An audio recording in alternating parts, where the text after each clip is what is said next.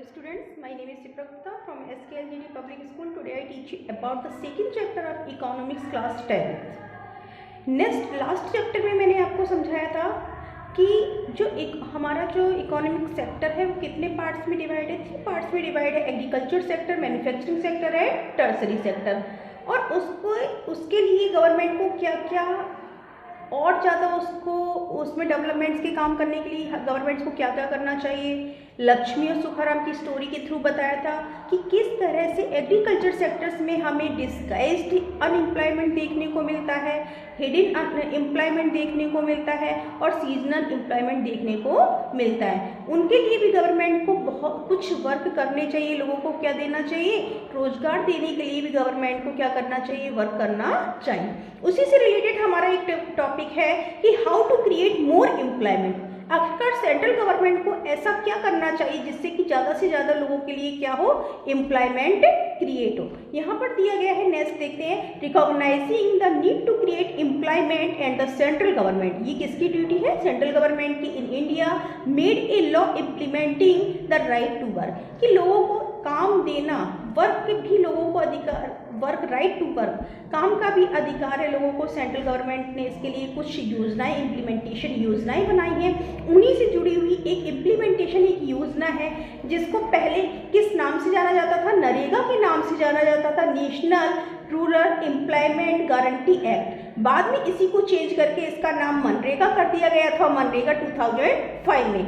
इसकी आपको full form याद रखनी है क्योंकि इसकी 1 मार्क्स में इसकी फुल फॉर्म पूछी जाती है। Mahatma Gandhi National Rural Employment Guarantee Act, ये 2000 में बनाया गया था। इसमें क्या है, इसमें जो लेबर वर्क के जो लोग होते हैं, जो रूरल एरियाज के जो लोग हैं, उनको मिनिमम 100 डेज का क्या दिया जाता है, एम्प्लॉयमेंट दिया जाता है।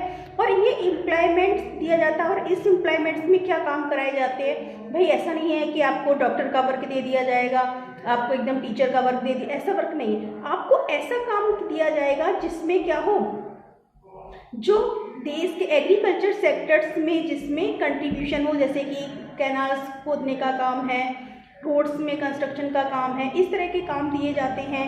एग्रीकल्चर जो फर्टिलाइजर लैंड में क्या करना है, चेंज कराना है, इस तरह के वर्क दिए जाते हैं। गवर्नमेंट फेल, और इसमें अगर गवर्नमेंट आपको रोजगार नहीं दे पाती है तो गवर्नमेंट अगर फेल हो जाती है, वैसे तो गवर्नमेंट फेल होती ही नहीं है, वर्क दे ही देती है। फेल्स तब प्रोवाइड एम्प्लॉयमेंट अनएम्प्लॉयमेंट अलाउंस, तो ऐसे लोगों को क्या दिया जाता है, अनएम्प्लॉयमेंट अलाउंस दिया जाता है, बेरोजगारी भत्ता दिया जाता है, will be giving to the people, लोगों को दिया जाता है। अब इसमें हम बात कर लेते हैं किस तरह का वर्क कराया जाता है। The work that would the help in future, जिसमें फ्यूचर में जिसमें हेल्प हो सके। And production from the land will be given in the perfection under the act. इस एक्ट के द्वारा कि लैंड में और ज़्यादा परफेक्शन किया जाए, वो सारी चीज़ें किसके अंडर में आती हैं, इस मनरेगा के अंडर में आती हैं। सबसे पहले रूरल प्लेस में एम्प्लॉयमेंट्स को क्या करने के लिए, अनएम्प्लॉयमेंट है उसको कम करने के लिए कौन सी योजना चलाई गई। पहले इसी को नाम नरेगा था, बाद में इसी का चेंज किया गया मनरेगा 2005 में। इसमें कितने दिन के लिए लोगों को रोजगार दिया जाता है, 100 डेज के लिए लोगों को क्या दिया जाता है, वर्क दिया जाता है। ठीक है, और ये अगर गवर्नमेंट एम्प्लॉयमेंट देने में फेल हो जाती है तो गवर्नमेंट क्या प्रोवाइड करती है, अनएम्प्लॉयमेंट अलाउंस भी प्रोवाइड करती है। तो ये आपको समझ में आया कि मनरेगा क्या है और ये कब स्टार्ट किया गया था और इसकी फुल फॉर्म क्या है। नेक्स्ट हमारा टॉपिक होता है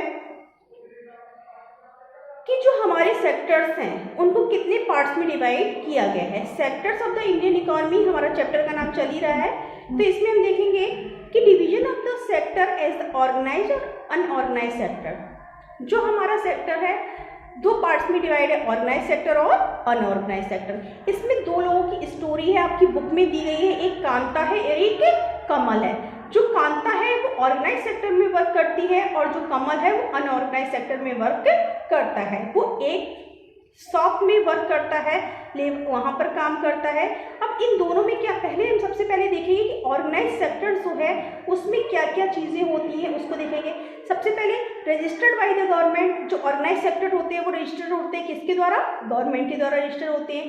work under it's in the supervision, और उनके सुपरविजन में उनका काम होता है। Follow the rules and regulation, और वो क्या करते हैं, जो ऑर्गेनाइज सेक्टर्स होते हैं, चाहे कोई भी ऑर्गेनाइज सेक्टर क्यों ना हो, वो सारे रूल्स एंड रेगुलेशन को क्या करता है, फॉलो करता है। लॉस ऑफ द फैक्ट्री, और उसमें क्या भी आते हैं, फैक्ट्री लॉज भी आते हैं, और उनमें वहाँ पर काम करने वाले लोगों को क्या प्रोवाइड किया जाता है, मिनिमम वेजेस एक्ट प्रोवाइड किया जाता है। भाई ये मिनिमम वेजेस एक्ट ये होता है कि जो लोग वहाँ पर काम कर रहे हैं उस काम के बदले जो उन्हें सैलरी प्रोवाइड की जाती है मिनिमम उतनी होनी चाहिए जितना वो काम कर रहे हैं, उसके अकॉर्डिंग उनको क्या दिया जाता है, मिनिमम वेजेस एक्ट दिया जाता है, उनको सैलरी प्रोवाइड की जाती है। वर्कर्स इंजॉय द सिक्योरिटी, और भाई क्या होती है, उनकी जो जॉब होती है वो कैसी होती है, सिक्योर होती है। मीन्स उनकी जॉब क्या होती है, फिक्स होती है। और उनको क्या भी दिया जाता है कि जैसे उनकी जो लीव्स होती है वो फिक्स होती हैं, फिक्स लीव्स भी उन्हें प्रोवाइड की जाती हैं। जो फेस्टिवल लीव्स होती हैं उन्हें फेस्टिवल लीव भी प्रोवाइड की जाती हैं। और उस अगर वो उन्हें फेस्टिवल जो लीव्स पे प्रोवाइड की जाती हैं और उनकी इन लीव्स के लिए उनसे कोई भी पैसा उनका काटा नहीं जाता है। तो ये सारे क्या होते हैं, ऑर्गेनाइज सेक्टर्स का पार्ट है। अब देखिए उसी जगह अनऑर्गेनाइज सेक्टर्स में जो लोग वर्क कर रहे हैं उनको क्या क्या चीज़ सफ़र करनी पड़ती है। Small and second units which are the largely outside centre of the government, ये जो यूनिट्स हैं वो सेंट्रल गवर्नमेंट के अलावा बहुत सारी ऐसी यूनिट्स हैं जो अनऑर्गेनाइज सेक्टर्स का पार्ट है। Rules and regulation not follow, ये किसी भी रूल्स एंड रेगुलेशन गवर्नमेंट के फॉलो को नहीं करते क्योंकि ये गवर्नमेंट की से क्या होते हैं, अलग है ये sector. Employed is not secure, जो वहाँ पर एम्प्लॉयमेंट होता है, लोग जो वहाँ पर काम कर रहे होते हैं उन्हें कब निकाल दिया जाता है वो बिल्कुल भी उन्हें पता नहीं होता है। मीन्स उनकी जो जॉब होती है वो फिक्स नहीं होती है। उनकी जो सैलरी होती है वो भी उनके अकॉर्डिंग क्या नहीं होती, जितना उनसे वर्क कराया जाता है उसके अकॉर्डिंग उनकी सैलरी भी नहीं होती है।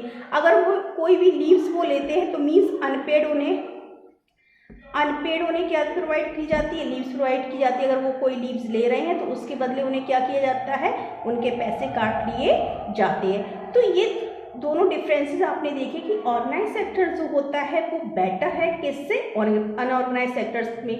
लेकिन हम देखते हैं आज के टाइम में ज़्यादातर लोग किस सेक्टर में बात कर रहे हैं, अनऑर्गेनाइज सेक्टर्स में वर्क कर रहे होते हैं क्योंकि ऑर्गेनाइज सेक्टर्स में इतनी जॉब्स नहीं होती हैं। इस कारण से ये लोग कम सैलरीज पर भी क्या कर रहे होते हैं, काम कर रहे होते हैं क्योंकि अनएम्प्लॉयमेंट हमारी कंट्री में बहुत अधिक ज़्यादा है। तो हमने आज हमारा ये टॉपिक फिनिश होता है, ऑर्गेनाइज सेक्टर और अनऑर्गेनाइज सेक्टर। नेक्स्ट टॉपिक हम आपको नेक्स्ट वीडियो में पढ़ाएंगे। Thank you.